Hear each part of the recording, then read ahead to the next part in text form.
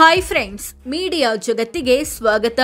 Friends, ಭಾರಿ ಕುತೂಹಲ ಮೂಡಿಸಿದ್ದ BJP JDS Lok Sabha seat ಹಂಚಿಕೆ ಕೊನೆಗೂ ಫೈನಲ್ ಆಗಿದೆ. ಜೆಡಿಎಸ್ಗೆ 3 ಕ್ಷೇತ್ರಗಳನ್ನ ಬಿಟ್ಟುಕೊಟ್ಟಿರೋ ಬಿಜೆಪಿ ಸುಮಲತಾ ಆಸೆಗೆ ತಣ್ಣೀರು ಎರಚಿದೆ. ಅರ್ಥಾತ್ ಮಂಡ್ಯ ಕ್ಷೇತ್ರವನ್ನ ದಳಪತಿಗಳ ಬುಟ್ಟಿಗೆ ಹಾಕಿದೆ. ಹಾಗಿದ್ರೆ ಸುಮಲತಾ ಮುಂದಿನ ನಡೆ ಏನು? ಸುಮಲತಾ ಸಮಾಧಾನ ಪಡಿಸಲು ಬಿಜೆಪಿ ಬಳಿ ಇರೋ ಕೊನೆ ಅಸ್ತ್ರವೇನು? ಎಲ್ಲವನ್ನ ಈ ವಿಡಿಯೋದಲ್ಲಿ ತೋರಿಸ್ತೀವಿ. ಇಂಟ್ರೆಸ್ಟಿಂಗ್ ಆಗಿರೋ ಈ ವಿಡಿಯೋವನ್ನ ಕೊನೆವರೆಗೂ ನೋಡಿ. ಅದಕ್ಕೂ ಮುನ್ನ ನೀವಿನ್ನು ನಮ್ಮ ಚಾನೆಲ್ಗೆ ಸಬ್ಸ್ಕ್ರೈಬ್ ಆಗಿಲ್ಲ ಅಂದ್ರೆ ಈಗ್ಲೇ ಸಬ್ಸ್ಕ್ರೈಬ್ ಆಗಿ. ಜೆಡಿಎಸ್ಗೆ 3, ಬಿಜೆಪಿಗೆ 25 ಇದು ಫೈನಲ್.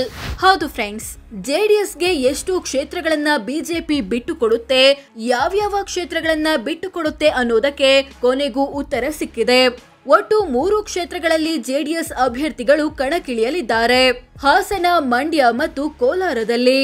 ಹೌದು, ಹಾಸನ, ಮಂಡ್ಯ ಮತ್ತು ಕೋಲಾರ ಈ 3 ಕ್ಷೇತ್ರಗಳನ್ನ ಬಿಟ್ಟು ಉಳಿದ 25 ಕ್ಷೇತ್ರಗಳಲ್ಲೂ ಬಿಜೆಪಿ ಅಭ್ಯರ್ಥಿಗಳು ಸ್ಪರ್ಧಿಸಲಿದ್ದಾರೆ.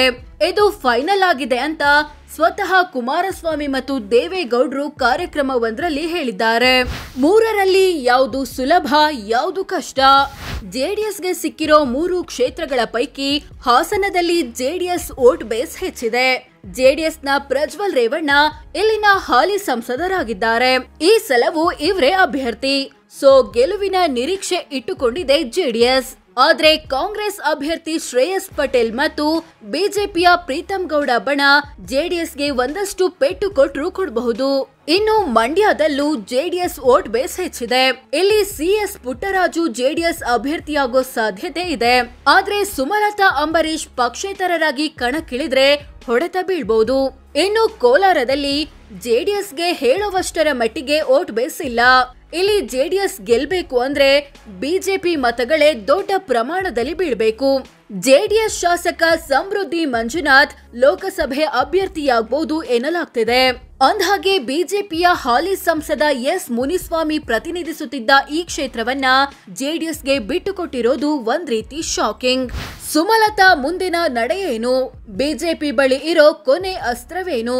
ಫ್ರೆಂಡ್ಸ್, ಸುಮಲತಾ ಅಂಬರೀಶ್ ಮೊದಲಿನಿಂದಲೂ ತಾವು ಈ ಸಲ ಚುನಾವಣೆಗೆ ಸ್ಪರ್ಧಿಸೋದು ಪಕ್ಕ, ಅದು ಪಕ್ಷದಿಂದಾಗ್ಲಿ ಅಥವಾ ಪಕ್ಷೇತರ ಬೇಕಾದ್ರೂ ಆಗ್ಲಿ ಅಂತ ಹೇಳ್ತಾ ಬರ್ತಿದ್ರು.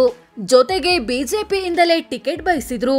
ಆದ್ರೀಗ ಮಂಡ್ಯ ಕ್ಷೇತ್ರ ಜೆಡಿಎಸ್ ಪಾಲಾಗಿದೆ.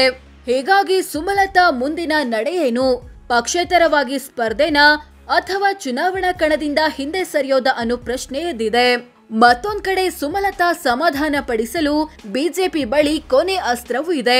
ಅದೇನಂದ್ರೆ ಇನ್ನು 5 ಕ್ಷೇತ್ರಗಳಿಗೆ BJP ticket announce ಆಗ್ಬೇಕಿದೆ. Belagavi, Uttara Kannada, Raichur, Chitradurga ಮತ್ತು ಚಿಕ್ಕಬಳ್ಳಾಪುರ ಇವುಗಳಲ್ಲಿ ಯಾವ್ದಾದ್ರೂ ಒಂದು ಕ್ಷೇತ್ರದ ಟಿಕೆಟ್ ಅನ್ನ ಸುಮಲತಾಗೆ ಆಫರ್ ಮಾಡಬಹುದು. ಇದನ್ನ ಸುಮಲತಾ ಒಪ್ತಾರಾ ಇಲ್ವಾ ಅನ್ನೋದು ಸೆಕೆಂಡ್ರಿ, ಬಟ್ ಪ್ರಯತ್ನವಂತೂ ಮಾಡಬಹುದು. ಬಿಜೆಪಿಗೆ ಕಳೆದ ಸಲಕ್ಕಿಂತ 2 ಕ್ಷೇತ್ರ ಕಮ್ಮಿ.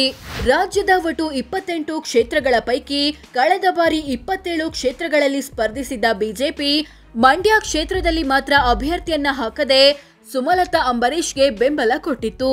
ರಿಸಲ್ಟ್ ಬರುವಾಗ ಸ್ಪರ್ಧೆ ಮಾಡಿದ 27ರಲ್ಲಿ 25 ಸೀಟು ಗೆದ್ದಿತ್ತು. ಹಾಸನ ಮತ್ತು ಬೆಂಗಳೂರು ಗ್ರಾಮಾಂತರದಲ್ಲಿ ಸೋತಿತ್ತು. ಆದ್ರೆ ಈ ಸಲ ಬಿಜೆಪಿಗೆ ಸ್ಪರ್ಧೆ ಮಾಡಲು ಕಳೆದ ಬಾರಿಗಿಂತ 2 ಕ್ಷೇತ್ರ ಕಮ್ಮಿ ಸಿಕ್ಕಿದೆ. ಅಂದ್ರೆ 25 ಕಡೆಗಳಲ್ಲಿ ತನ್ನ ಅಭ್ಯರ್ಥಿಗಳನ್ನ ಕಣಕ್ಕಿಳಿಸುತ್ತಿದೆ. 25ರಲ್ಲಿ ಎಷ್ಟು ಕಡೆ ಬಿಜೆಪಿ ಗೆಲ್ಬಹುದು? 3ರಲ್ಲಿ ಜೆಡಿಎಸ್ ಎಷ್ಟು ಗೆಲ್ಬಹುದು? ಸುಮಲತಾಗೆ ಬೇರೆ ಕ್ಷೇತ್ರದ ಟಿಕೆಟ್ ಕೊಡುತ್ತಾ ಬಿಜೆಪಿ? ಕಾಮೆಂಟ್ ಮಾಡಿ ತಿಳಿಸಿ. ಹಾಗೆ ವಿಡಿಯೋ ಇಷ್ಟ ಆಗಿದ್ರೆ ಲೈಕ್ ಮಾಡಿ, ಶೇರ್ ಮಾಡಿ, ನಮ್ಮ ಚಾನೆಲ್ಗೆ ಸಬ್ಸ್ಕ್ರೈಬ್ ಆಗಿ. ಧನ್ಯವಾದ.